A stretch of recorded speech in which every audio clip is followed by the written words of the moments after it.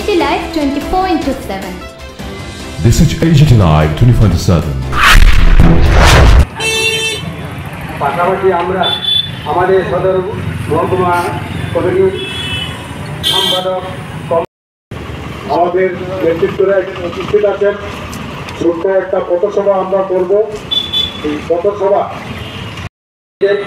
আমাদের সদর মহকুমা সিপিআইএম সদর মহকুমা কমিটির সম্পাদক কমরেড চক্রবর্তী বিস্তারিতভাবে এখানে আলোচনা করবেন। আপনারা জানেন আমাদের রাজ্যে 2018 সালের পর বিজেপি নেতৃত্বাধীন কখনো আইপিএফটি কখনো তিপ্রামথার যে জোট সরকার, এই জোট সরকার ডাবল ইঞ্জিনের স্লোগান দিয়ে আমাদের রাজ্যের ক্ষমতায় বসছিল। এই দ্বিতীয় বিজেপি জোট সরকারের 2 বছর পূর্তি উপলক্ষে কালকে লক্ষ্য করেছেন আস্তাবল ময়দানে তারা তাদের নিজের ঢাক নিজেরা পিটিয়েছে, জয়গান গেয়েছে। কিন্তু মানুষ তার নিজের অভিজ্ঞতায় দেখছে যে মানুষের দৈনন্দিন জীবনের যে সমস্যা, সেই সমস্যার সমাধানের জন্য সরকারি তরফে কোনো উদ্যোগ গ্রহণ করা হচ্ছে না।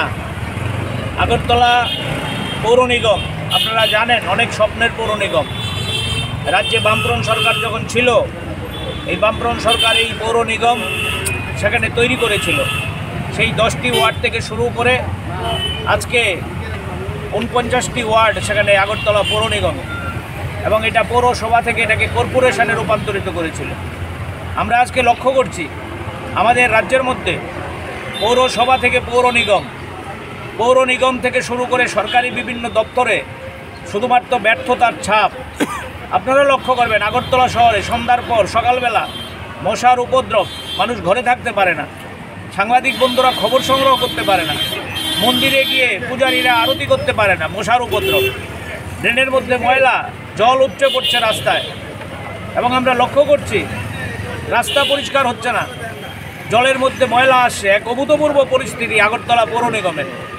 এই অবস্থা দূর করার জন্য এবং রাজ্যের কাজ, খাদ্য, কর্মসংস্থানের দাবি নিয়ে আমরা সিপিআইএম সিদ্ধান্ত করেছি গোটা রাজ্যে ছোট ছোট করে মানুষের এই সমস্যাগুলি নিয়ে আমরা কখনো সরকারি কর্তৃপক্ষের অফিসার কর্তৃপক্ষের কাছে, কখনো তাদের যে রাজনৈতিক কর্তৃপক্ষ তাদের কাছে আমরা ডেপুটেশনে যাব।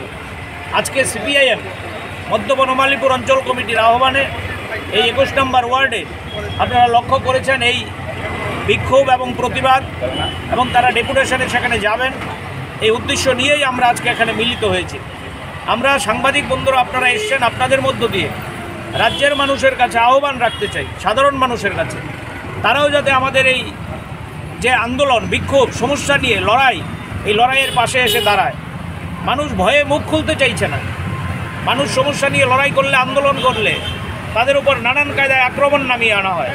আপনারা শুনলে অবাক হবেন, আমাদের ধর্মনগরের মহকুমার একজন বিধায়ক শৈলেন্দ্রনাথ ওনার আগর বাগানে সেখানে আগুন লাগিয়ে দিয়েছে।